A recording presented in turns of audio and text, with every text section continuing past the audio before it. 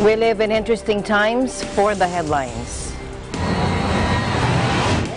Malacanang slams a recent report by a non-government organization based in the U.S. which listed the Philippines as a war zone in disguise, calling it fallacious and without factual basis.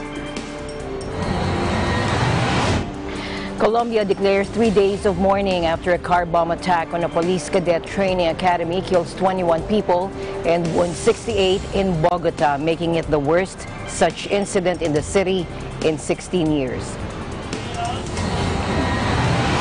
A top North Korean general pays a rare visit to Washington, where he's expected to meet President Trump as the two countries seek to finalize a new summit aimed at denuclearization and easing decades of hostility.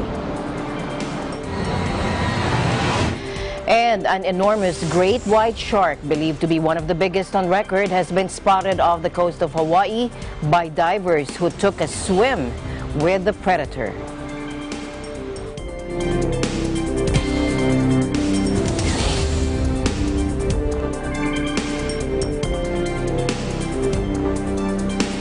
I'm Alma Angeles, wherever you're watching from around the world. Thank you very much for joining us, and now to the news.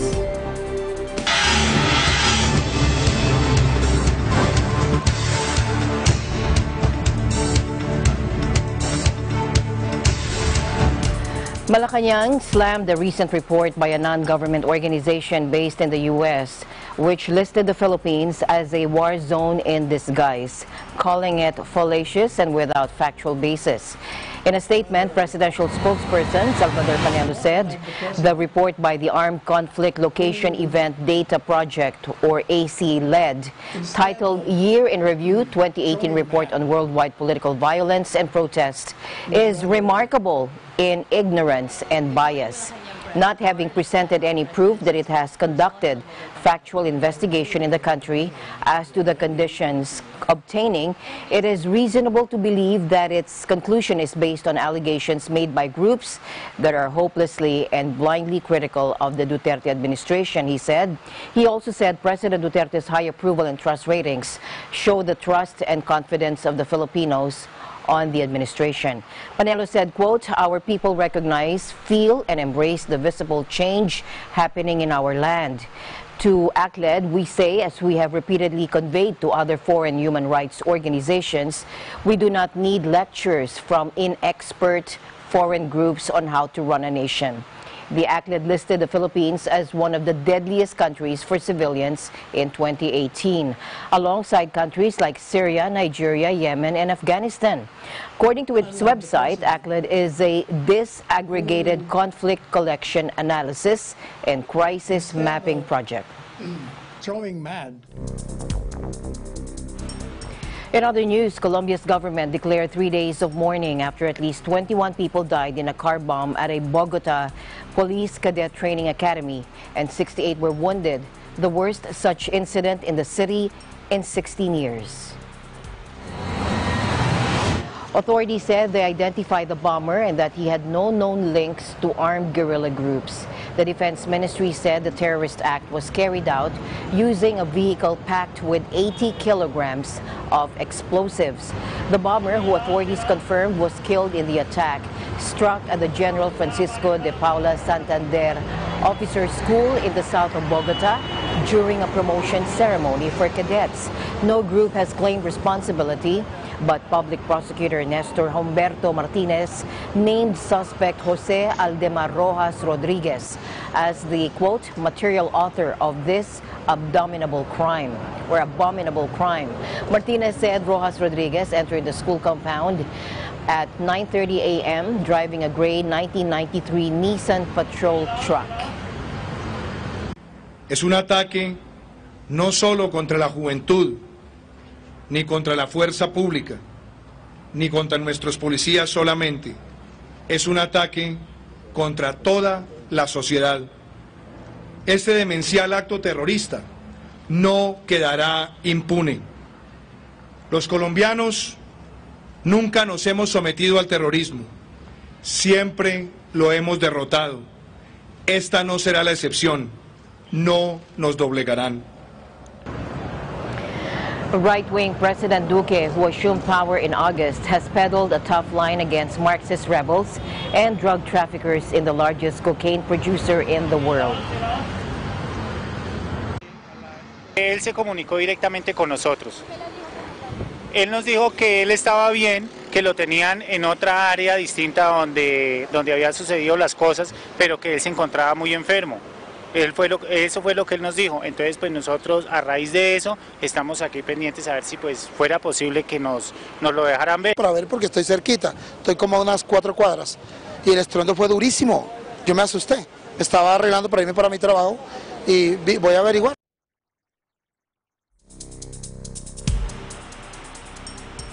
In other news, a doctor and a child were killed during protests in Sudan's capital. Organizers of the anti-government demonstration said as police dispersed a crowd of hundreds marching towards the presidential palace. Take a look.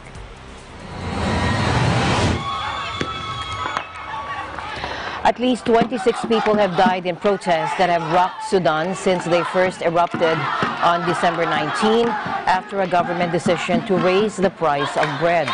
The rallies have since escalated into broader demonstrations against President Omar al-Bashir's 3 decades of iron-fisted rule and triggered deadly clashes with the security forces. The Doctors' Committee, part of a protest movement spearheaded by the Sudanese Professionals Association, said the two were killed with live ammunition but did not specify who had fired the shots. It also said that some other people had sustained gunshot wounds.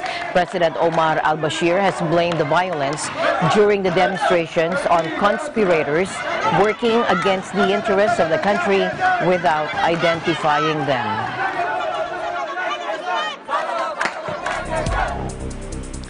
A top North Korean official left for Washington on Thursday, reports said, for talks with his U.S. counterpart ahead of an expected summit between President Trump and Pyongyang's leader Kim Jong-un. Kim Yong-chol, Kim's right-hand man, and the counterpart to U.S. Secretary of State Mike Pompeo in denuclearization talks, was seen getting into a vehicle at Beijing airport after flying in from Pyongyang. Hours later, he left the Chinese capital on a U.S. flight, which has already landed in Washington. He was accompanied by 2 North Korean officials. Now, he's expected to meet Mr. Pompeo on Friday before paying a courtesy call on Trump, and appeared to be carrying another letter from his leader for the U.S. Commander-in-Chief. Kim's trip comes as expectations grow for a second U.S.-North Korean summit after Kim Jong-un last week went to Beijing, long Pyongyang's key ally, for talks with President Xi Jinping. The summit, which observers say will probably be held in either Vietnam or Thailand, is expected despite a lack of progress in denuclearization negotiations.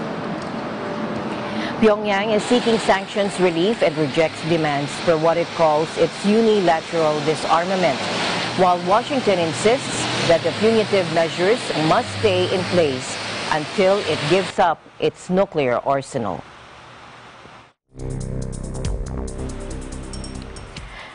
British Prime Minister Theresa May said it was impossible for her to rule out a no-deal Brexit without stopping the process altogether, as she tries to come up with a strategy before the exit day on March 29.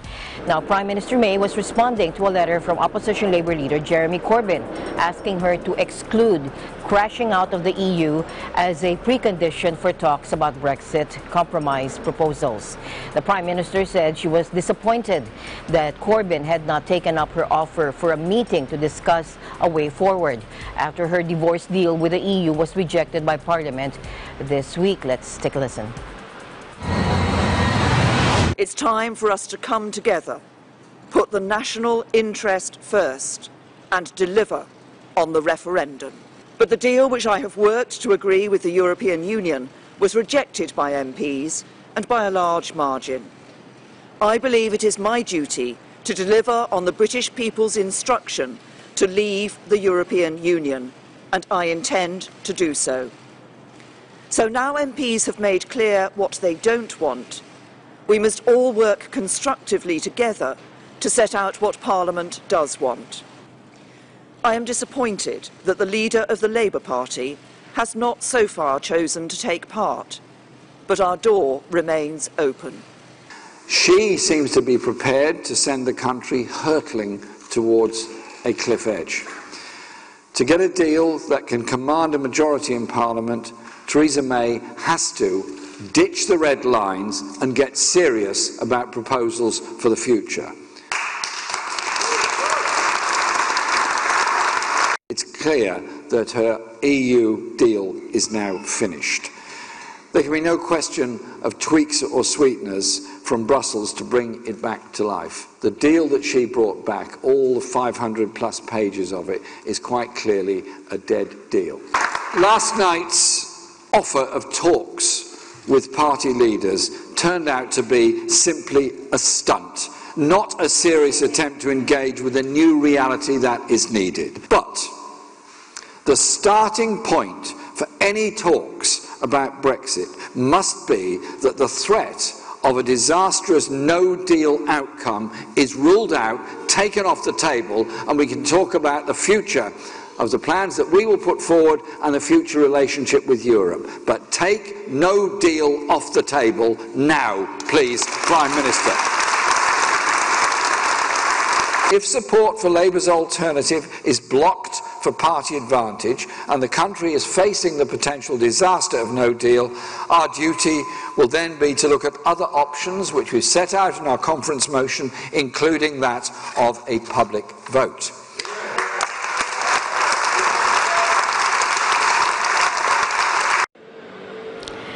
Now, opposition MPs are pressing Prime Minister May to abandon the main principles that have guided her Brexit strategy for the past 2 years. Mr. Corbyn insisted she must ditch the red lines that keep Britain from forging closer trade relations with Europe after Brexit. He specifically mentioned maintaining a customs union with the EU that some businesses favor.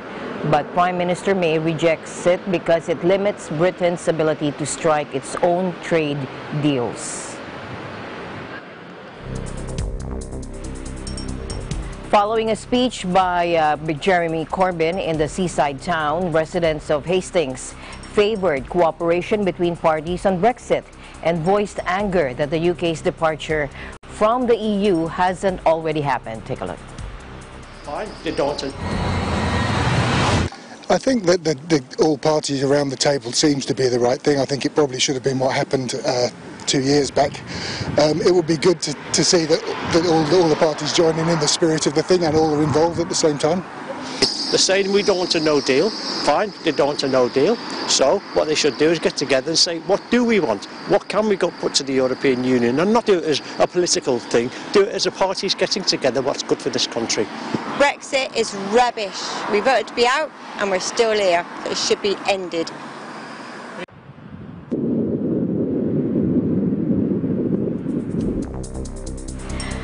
Meanwhile, the French government has activated its plans for handling the effects of a no-deal Brexit.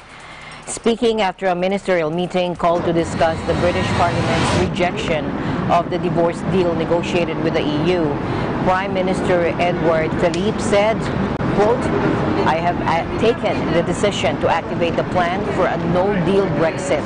The plan provides for 50 million euros of investment in French ports and airports, which are obviously the places most affected by the changes needed," he said, in the event of Britain crashing out of the EU without a deal. In some ports, he said, that will be the construction of car parks. In others, it will be the establishment of infrastructure for carrying out checks. France also plans on recruiting 580 additional customs staff and veterinary inspectors. The French Parliament gave its final approval Thursday to a bill allowing the government to pass 5 decrees covering preparations for a no-deal Brexit after senators voted in favor of the text. Officials fear the absence of an accord would create chaotic scenes on both sides of the channel. The government has drawn up 5 decrees slated for adoption after being vetted by the country's Council of State. And they are: the residency rights of British citizens in France. They will be allowed to remain without a permit for a year after Brexit, provided the French living in Britain can do the same. After that, they will need to apply for residency. the creation of emergency customs infrastructure. Transport links, British truckers will be allowed to continue making deliveries in France, and the Channel Tunnel will continue to operate. Safeguards on financial activities that could be jeopardized by Britain losing its passport access to EU financial markets, and cross-channel deliveries of defense equipment.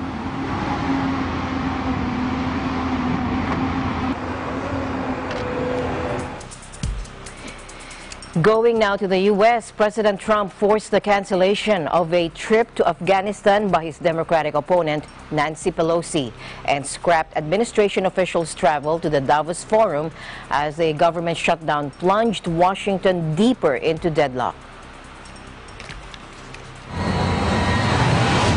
The mess in the U.S. Capitol already verged on the surreal as Congress feuds with the White House over how to end an impasse now in its fourth week with thousands of federal workers left unpaid. But now it is also getting increasingly personal between the two main antagonists. In a letter laced with sarcasm, President Trump told House Speaker Pelosi, quote, "I am sorry to inform you that your trip to Brussels, Egypt, and Afghanistan has been postponed. We will reschedule this 7-day excursion when the shutdown is over." He also wrote, "I am sure you would agree that postponing this public relations event is appropriate." Now, Pelosi and her delegation had planned a non-publicized trip to Afghanistan, an active war zone, and were due to travel aboard a U.S. Air Force plane. Her office said Egypt was not on the itinerary. According to a congressional aide, several lawmakers were already loaded onto buses preparing to leave the U.S. Capitol when Trump pulled the plug. Now, rubbing it in, Trump said that Pelosi could still book her own non-government flights. Trump wrote, "Obviously, if you would like to make your journey by flying commercial, that would certainly be your prerogative." The cancellation followed Pelosi's suggestion that Trump postpone his January 29 State of the Union address to Congress or do it from the White House instead. Although she cited the shutdown's effect on security, she appeared to want to deny the president one of his chief annual moments in the limelight.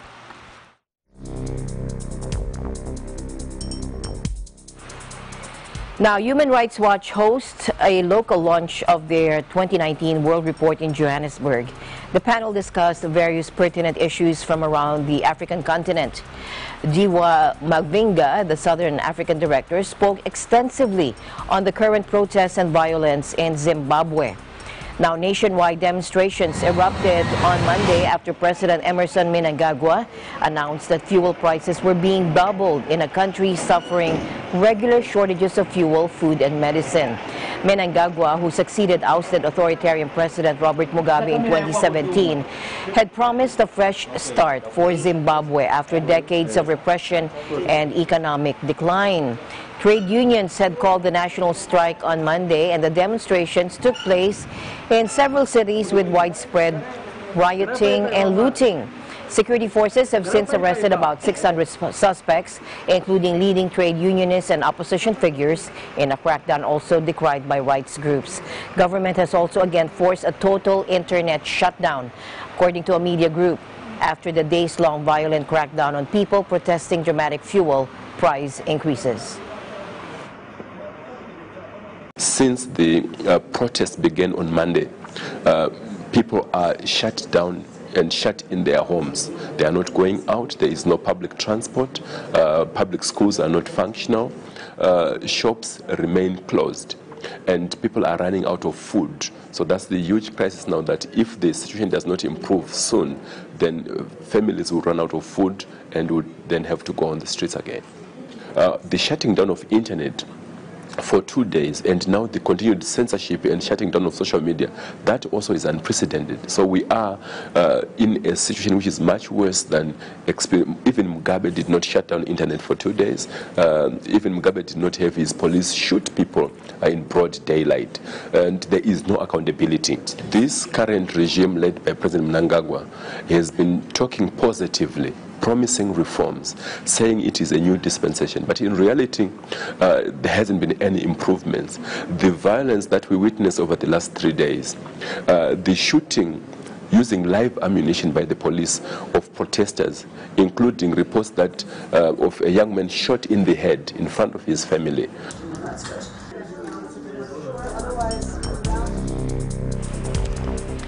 A public sector strike brought Tunisia to a standstill as workers heeded calls from a powerful trade union to stay home over demands for wage hikes and economic reforms. Across the country, schools were closed, public offices shuttered, and transport paralyzed after calls for a 24-hour strike by the Tunisian General Labor Union, or UGTT. The international airport in Tunis was hit hard, with thousands of travelers stranded without flights or information. The UGTT had addressed its calls to the country's 677,000 civil servants and 350,000 employees of state-owned companies who make up nearly a quarter of the Tunisian workforce. Protesters took to the streets of the capital chanting, "The Tunisian people do not accept humiliation," criticizing Prime Minister Youssef Ouahed's for bowing to reforms dictated by the International Monetary Fund, or IMF. Tunisia is seen as having had a relatively smooth democratic transition since the January 14, 2011 toppling of President Zine El Abidine Ben Ali after 23 years in power. But price hikes fueled by the fall of the Tunisian dinar, combined with tax increases and stubborn unemployment, have spurred social discontent. In fact, the second largest city in the country, thousands of demonstrators took to the streets. The union has called for wage hikes for public sector employees to counter the decline in purchasing power due to inflation, which stands at 7.5%. In a televised speech Wednesday, Prime Minister Chahed said public finances meant he could not accept the union's demands, adding that dialogue would continue after the strike.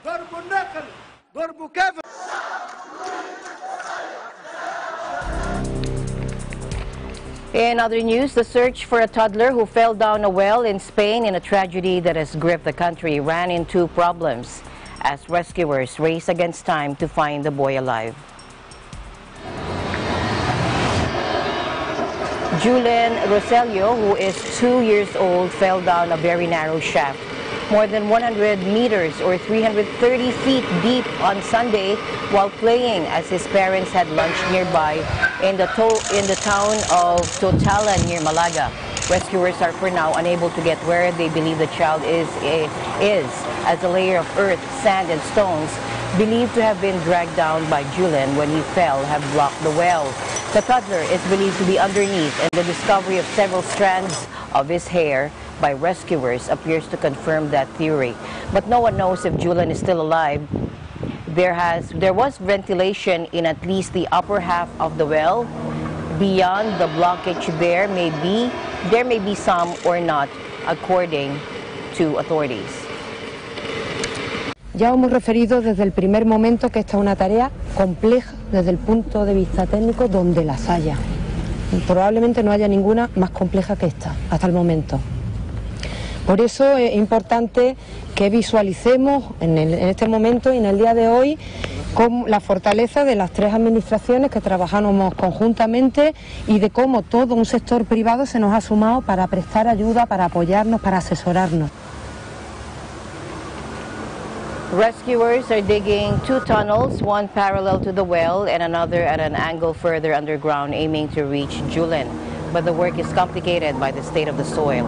Among the 9 companies taking part in operations is Stockholm Precision Tools AB, a Swedish company that in 2010 contributed to the spectacular rescue of 33 Chilean miners trapped 69 days underground.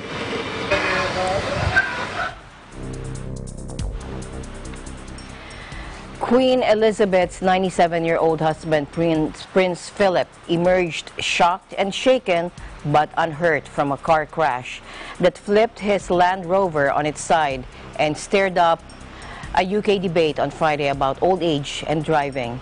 Local police said a 9-month-old baby who was in the back seat of the Kia hatchback involved was uninjured, while one of the 2 women inside hurt her wrist.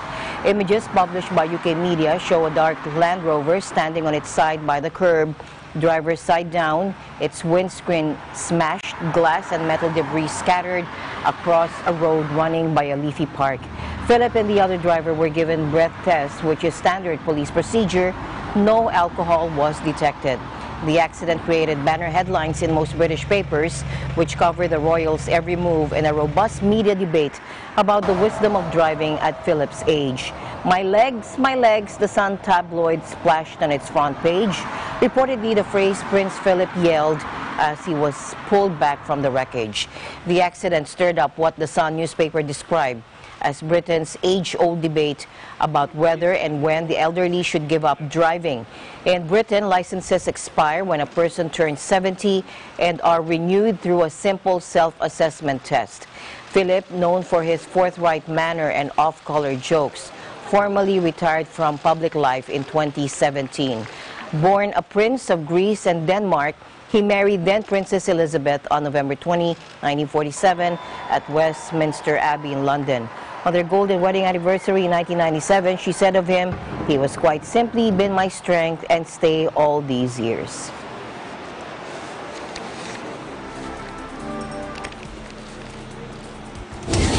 Eagle News International will be right back. Stay tuned.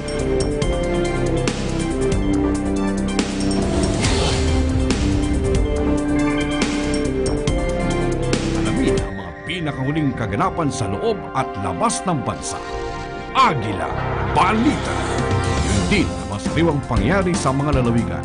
Sa Agila Probinsya, ihimayin ang mga pangyayari sa Asia. Hatid ng ASEAN in Focus. Pati na ang mga kaganapan sa iba't ibang panig ng mundo sa Eagle News International. Huwag palampasin ang mga pinakahuling pangyayari sa mata ng Agila. Mga balitang makabuluhan. Dapat subaybayan dito lamang sa Net25. Abangan ngayong linggo sa Season 2 ng Young Ones, Upon a Time. Ayoko nang maamoy ang iyong pabango. Ayoko nang makitang paboritong kulay mo.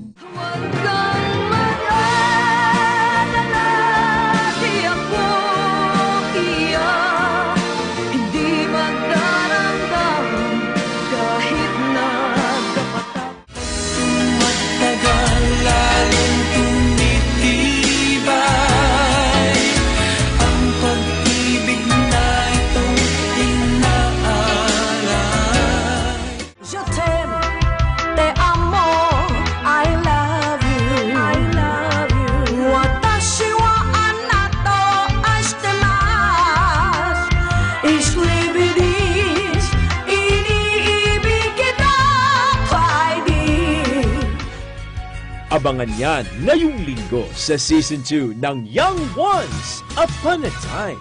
Alas 8 ng gabi, dito lang sa Net25.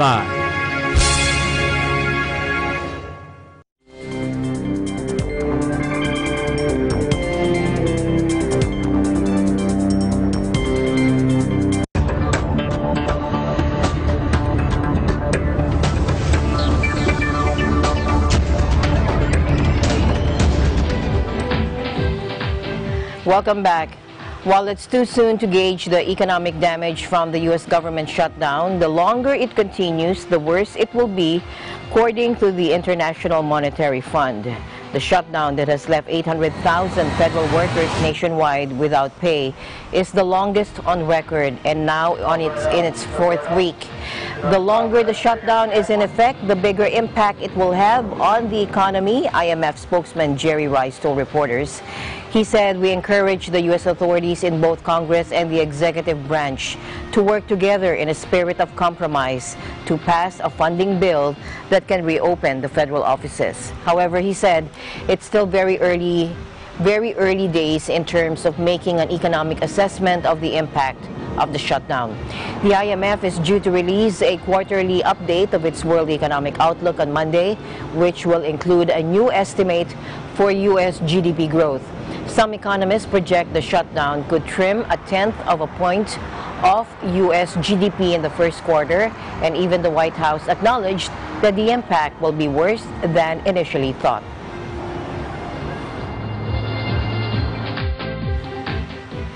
And as the longest government shutdown in U.S. history continues into its 27th day, economist Gregory Dacko warns of a rising risk to growth due to weaker consumer spending and confidence. Let's listen in. The government shutdown, when it started, really didn't have that much of a big effect on the economy. We estimate that for every week of government shutdown, the drag is only about 0.05% of GDP. So we're really talking about a very small drag. The problem is that the longer this drags on, and the more consecutive days and weeks we see the government being shut down, the greater the effect. Well, I think the biggest risk right now is a global risk. The fact that the global economy is slowing is a big risk for the U.S. economy. But if on top of that global slowdown you have a U.S. administration that is struggling to provide certainty to private sector actors, and in which a government shutdown is worsening the economic slowdown in the U.S., then I think that becomes an additional worry, not only to market participants, but also to U.S. households across the country. Now, if worst comes to happen and the shutdown lasts through the entire quarter, the drag on economic activity could be about 0.6 off of GDP. That would bring growth closer to 1% than 2%. And in this context of increased worries about how fast the U.S. economy is slowing and worries about a recession, such a rapid slowdown from a self-inflicted wound would be quite concerning. I think there is a risk that some of these effects might become permanent. If you think about government workers that are not being paid right now, the president did sign a legislation just yesterday that would ensure back payment for all these workers. But if you think about contractors that work for the government, these are not going to be receiving any back pay. So there could be a permanent loss of income and spending as a result of that. I think that the key channel through which the government shutdown would have an effect on the U.S. economy is really through reduced consumer spending, in particular on the low end of the income scale. What that means is essentially that families that have more reliance on these payments from the government or more reliance on these public services are more likely to curb back. And we know that low-income families and middle-income families are essential to driving consumer spending at the aggregate level for the U.S. economy.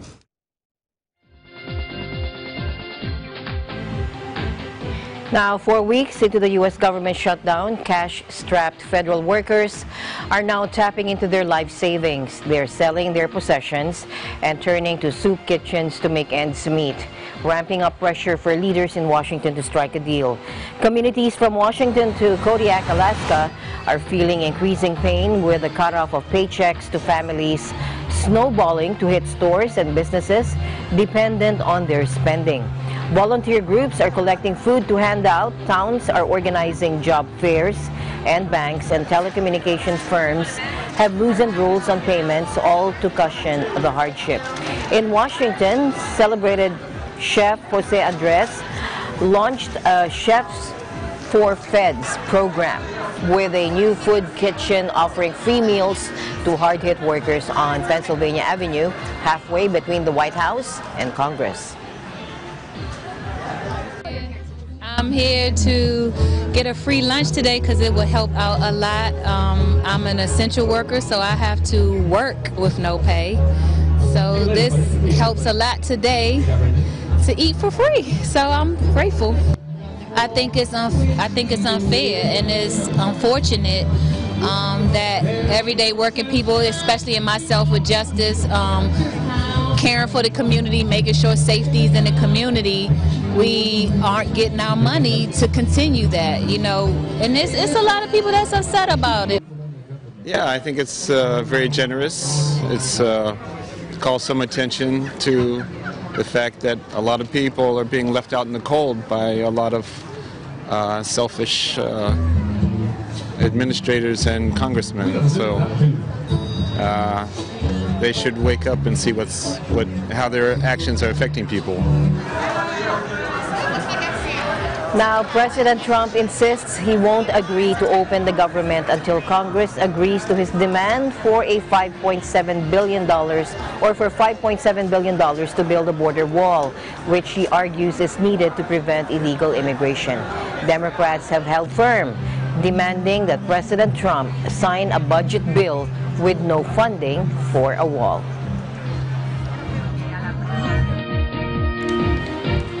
In other business news, Tesla will recall 14,123 cars in China over airbags that contain parts made by the now defunct Japanese manufacturer Takata, according to the Chinese market regulator.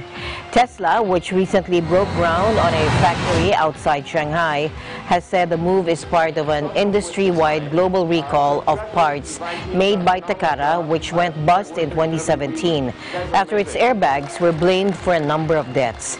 Tesla will recall imported Model S cars made between February 2014 and December 2016, according to the State Administration of Market Regulation, joining other car makers in an effort affecting tens of millions of cars worldwide. Tesla will replace the defective devices, according to the company. Takata went bust in 2017 after defective airbags were blamed for a number of deaths. Tourism numbers for 2018 are expected to break a new record despite weeks of yellow vest protests that dealt a blow to the economy, according to the government. Take a look.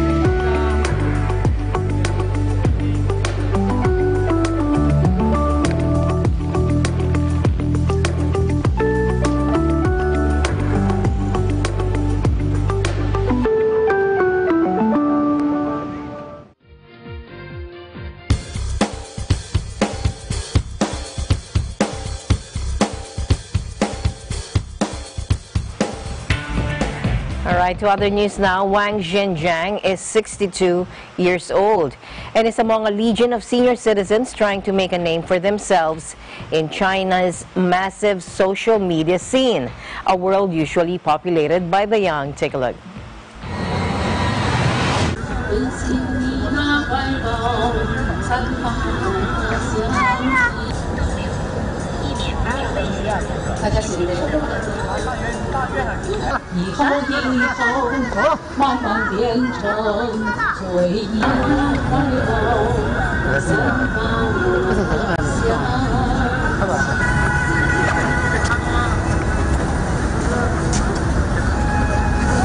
因为什么？我们老年人本身就没有什么地位，哪儿都不关注我们。我考主播吧，人家不批，人说你年龄超了。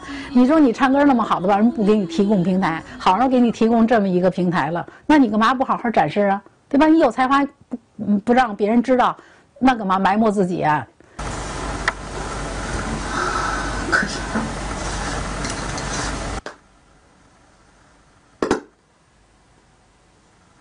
无数次的想把你放弃，谱出一江春水绿，谱得两个好，不知还要等多久。够想呀，一般年轻人都不如你。你那手干嘛呢？有啊，有骂我的老不死的啊，跟着瞎嘚瑟什么呀？啊，那个，你能不能别唱了，让我们年轻人唱？你都给唱了，我们年轻人唱什么？有这样的人，然后我就会用一种就是教育他的那个心态，我就会跟他说，我说你有你的市场，我有我的市场。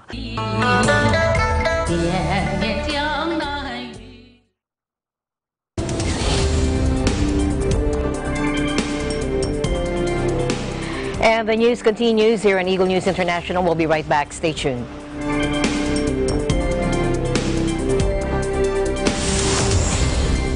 Huli ng MTRCB ang mag-provide na appropriate ratings sa lahat ng TV shows. Para ugaliin ng pamilya ang responsableng panonood. Teamwork tayo, parents! Rated B, good for all. Oops, rated PG. Dapat may mga magulang para sagutin ang mga tanong ng kabataan. Grabe, rated SPG, maselan! Higpitan ang paggabay. Pag rated MTRCB, rated responsable. Events happen around us all the time, in our community, in our country, around the world. Events that affect people, move communities, or simply inspire us. Interesting events that people need to know. In these interesting times, we continue to be a competent partner in delivering news about these events. Fast, accurate, balanced. Eagle News, because we live in interesting times.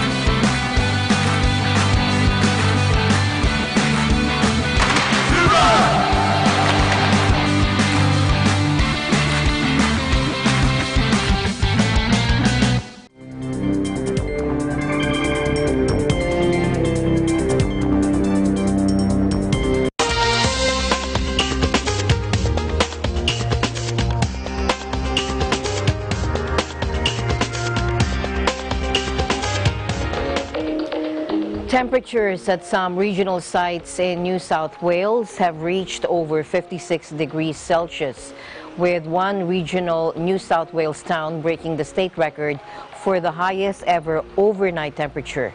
The sweltering weather conditions continue, a heat wave that has gripped the state since Tuesday. High temperatures are not unusual in Australia during its arid southern hemisphere summer, with bushfires a common occurrence. But climate change has pushed up land and sea temperatures and led to more extremely hot days and severe fire seasons. Among the towns in South Australia state experiencing their hottest temperatures on record Tuesday was tiny Tarcoola in the region's far north, which reached 49 degrees Celsius. The city of Port Augusta recorded a temperature of 48.9 degrees Celsius, almost 1 degree higher than its previous record set on February 7, 2009. The same day, Victoria State endured the devastating Black Saturday bushfires that left 173 dead in the nation's worst natural disaster. The desert town of Coober Pedy, where some residents live underground to escape the harsh conditions, equaled its temperature record of 47.4 degrees Celsius.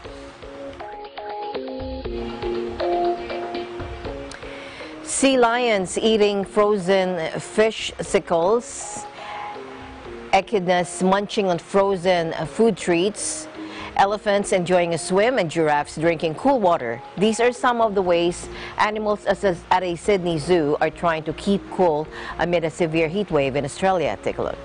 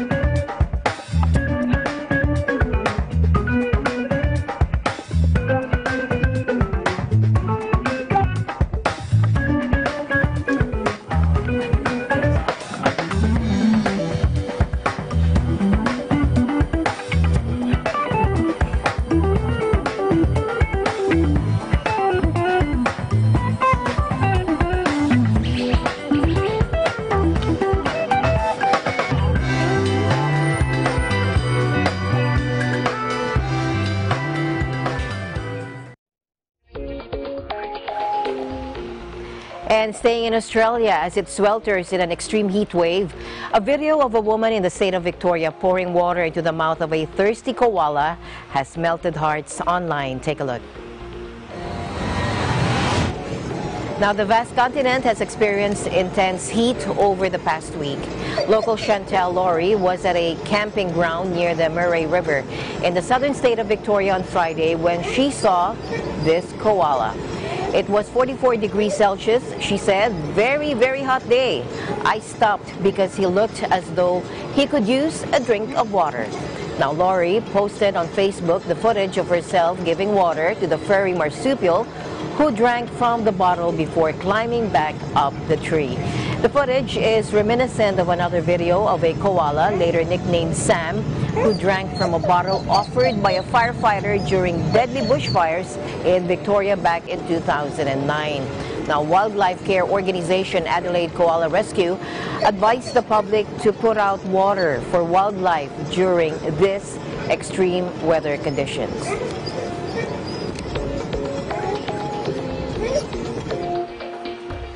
Going now to the U.S., back-to-back snowstorms are set to wallop the Big Apple on Thursday and Saturday evenings. Take a look. Now, weather experts said Sunday's wind chills will bring temps as low as minus 20 degrees.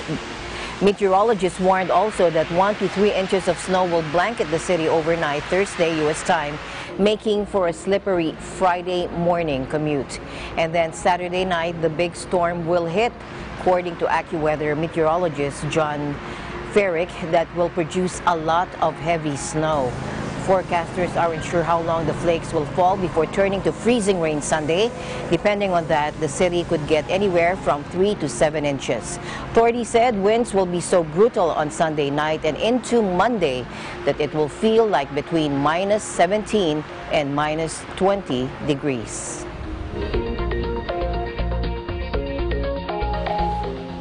Now, almost a year after conservationists sent out a plea to help save a species of Bolivian aquatic frog by finding a mate for the last remaining member, Romeo, his very own Juliet has been tracked down deep inside a forest. Take a look.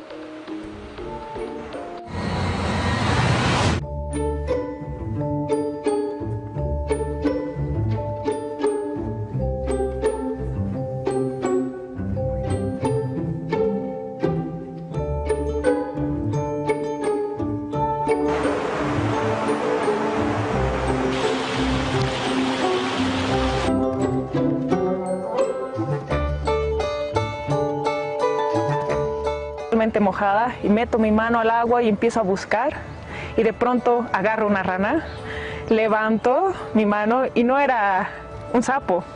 De pronto vi una pancita anaranjada, que es una de las características principales de Telmatobius uracare, de la especie de Romeo.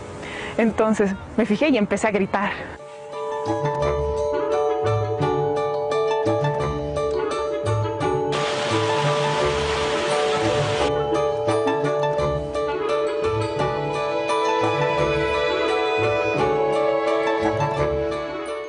Si todo sale bien, esperamos poder hacerles unas citas ciegas para el 14 de febrero, que es el día de San Valentín.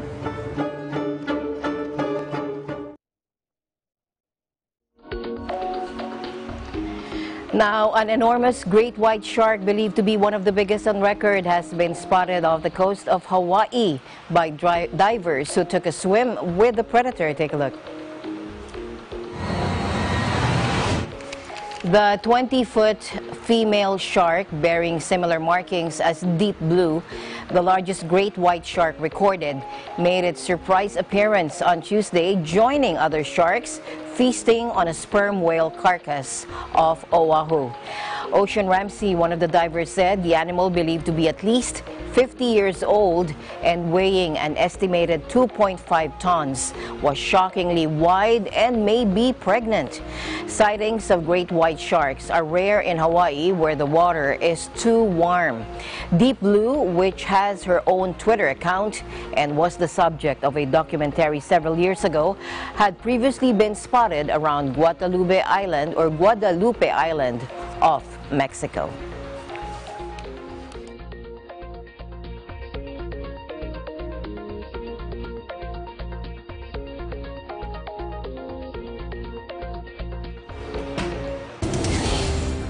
And with that, we end tonight's broadcast. For everyone here on Eagle News International, I'm Alma Angeles, always one with 25. Good night.